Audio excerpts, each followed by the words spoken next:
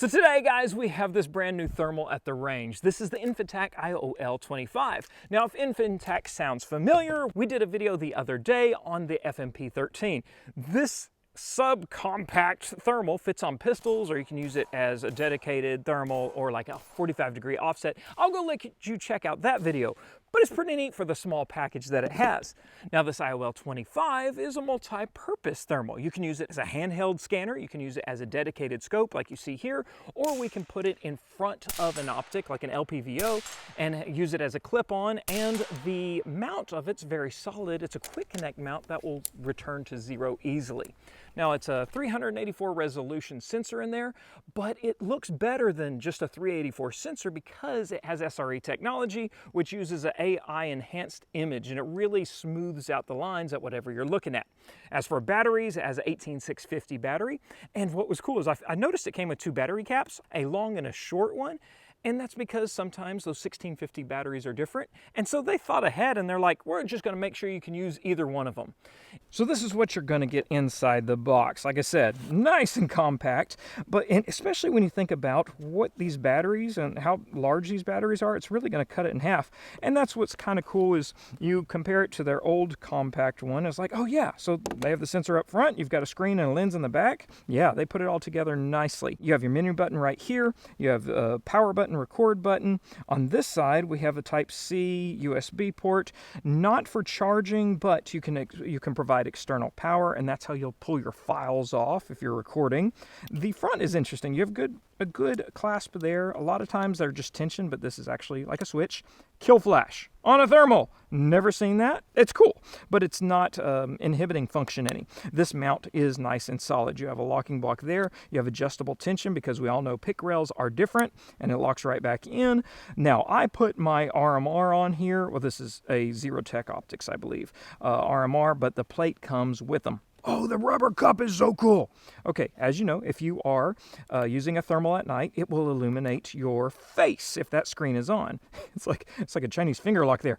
But look at this. This rubber cup, it opens up when you put tension on it. So usually we put our thermals to sleep, and this one does the same way by tapping the power button, but that's like a secondary blackout for you. So super cool. I wish all my thermals had that feature. And then of course you have your USB-C cable here, and you have some zeroing targets. You get a patch and a little microfiber wipe in the documentation. So with that, let's shut up and shoot. So we have this on the CMMG Banshee because I figured it would be great for you to see the imaging more than trying to ride recoil. So a subcompact thermal like this ought to be fine out to 200 yards. And what's impressive is how well you can see the targets. Sometimes we heat stuff up with propane so we can see it. Not today. Also, notice that as I look far and as I look close, it's always in focus. This is the first thermal we've tested that has an autofocus feature, just like the FMP13. I don't have to do anything. So let's just throw a few rounds down range. You see that plate?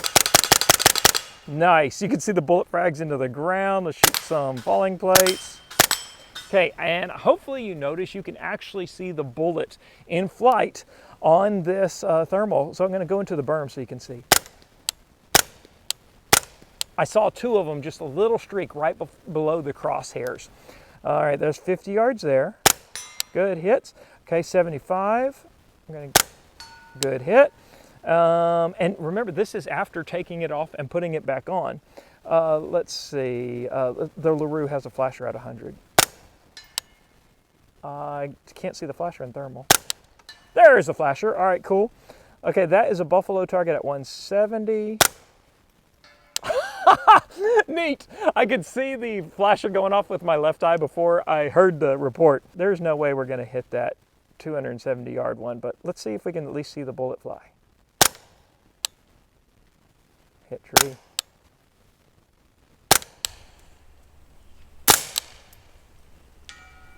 I did hit it. All right, so if we're hitting out to 300-ish yards just out the gate, that's pretty cool. Now, of course, with all thermals, you have different color palettes, and we'll show a few of those demonstrations where it's like white hot, black hot, a rust where everything will glow red when it's heated. And then we have several different reticle colors, reticle brightness, that's a nice feature, and as well as reticle design. So you have a lot of those little features in the menu. When you access the menu though, on mine, I think I might have to see about a warranty claim because the knob seems to not always want to lock in, and there, it kind of, I went back, but it didn't go back, and the button's a little hard to push. It just doesn't feel as crisp and responsive as some others that I've tried in the past. Now I threw it on the CZ Scorpion. This is a cool integrally suppressed one by Innovative Arms. And so we're in 9mm, but it's a blowback, so we get a little more recoil. It'll let you see that. We changed the reticle color. We changed the color palette to white. Well, we'll see if it returned to 0. You have 3 0 profiles. And so we just changed the profile back, and I just slapped it onto what I had the other day when I came out to play with it. And we'll see if we're hitting now, all right? Sweet. Oh my goodness, I hope you can see those frags. The frags falling are amazing. That's really cool. Okay, I wonder if we can see the bullet in flight because everything else is working great. Let's see. Oh, have we played with zoom? I don't know if I think I was shooting 300 yards without zooming, but we can just roll it and we can roll it all the way to 16 power. We're gonna go to 8 and see what we can see on that LaRue target. Okay, that's something good that we started with the 22 because the recoil itself is making it so I can't see the bullet in flight.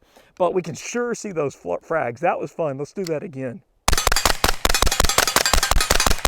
Okay, if you're looking in on the zoom though, it bumped to 16x. So that's part of that menu, and I think this one may just be a pre-production one, and my menu just does not feel smooth, and so that is something to consider, and I'll be contacting them about it. So I tell you what, just stay tuned in the comment section and I'll give you any update, but let's finish this mag. There we go. Cool frags on the ground. Now let's try it in clip-on mode. So now we have it in clip-on mode, which means we just threw it right in front of the 1x10 optic I have right here in LPVO, and it is absolutely perfectly centered. And what is this? This is a 1.5-inch mount. And the neat thing is we just kind of double tap these buttons and it puts it into clip-on mode, so you don't have to scroll through a bunch of menus because you can't see all the menus if you're zoomed in too much. So through the trigger cam, now you'll be able to see the 2 reticles because we put it in standalone mode. We hold it back down though, and now the reticle goes away because we're on clip-on mode, so you're using your LPVO reticle in this case. So there's another 0 function, which it's like a one-shot 0 because it freezes and you just move it around per the menu where we culminate the image. And so the image actually shifts around until you're hitting the same place with your optic. Oh, there it is. Okay, so we had to adjust our diopter, which makes perfect sense. So 100 yards there. Okay, so that's our first rounds downrange, and we have not shot this since like 2-3 days ago. I see that beast target right there, about 80 yards. Nice. And so that's like a 2-inch disc that you see that moves from one side to the other. So we're hitting quite well. I believe, yep, there's something I see out there at 200 yards. I was gonna back up, make sure we're recording. All right, 200 yards, let's go for that. That's a hit, and I think that's our 270-yard target right there. Okay, so everything's working just dandy. So when you're out hog hunting or varmint hunting, a lot of times you don't like scanning with a heavy rifle, and so you'll end up taking this off and just using it as a handheld scanner. And so you could just double tap those 2 buttons so you could see well on a big screen. The varmints start coming in, and so we just snap it back on. Now let's see if we're on again. We have 100 yards. All right, and let's go straight to 300. There we are. We have a dueling tree there. Let's hit it. Okay, and that's by taking it off, put it back on. It's returned into 0. It's pretty impressive. That about wraps it up for this Infitac IOL25. All in all, I think it's a solid performer. It is very subcompact. And you can take even this, if you don't want this 45-degree RMR mount that we didn't even use today though, you can unbolt that and take that off so it's even more subcompact, as well as the scope mount. Put you a lanyard on it, you've got yourself a nice handheld thermal. Throwing it on the rifles, even without re-zeroing, perfect every time. Using it as a clip-on, that worked great as well. Something I didn't go over though is that it will have a wireless connectivity feature for their app. Their app's not even out yet, so you'll be able to, I assume, download your video files, and sometimes you can even adjust settings. I don't know, so don't take that for granted. We'll see what that happens when the app does come out. But I think it's pretty solid. I wish I could tell you how much it costs, but I don't know, because again, it's not on the website yet. So we will leave a link down on my bio. On Facebook, you message me, you'll get that link. On YouTube, it'll be pinned on those top comments there. You can go check out the Infitac website and find out for yourself. But I think that's all for now. Thanks for watching today, guys. Okay, bye-bye.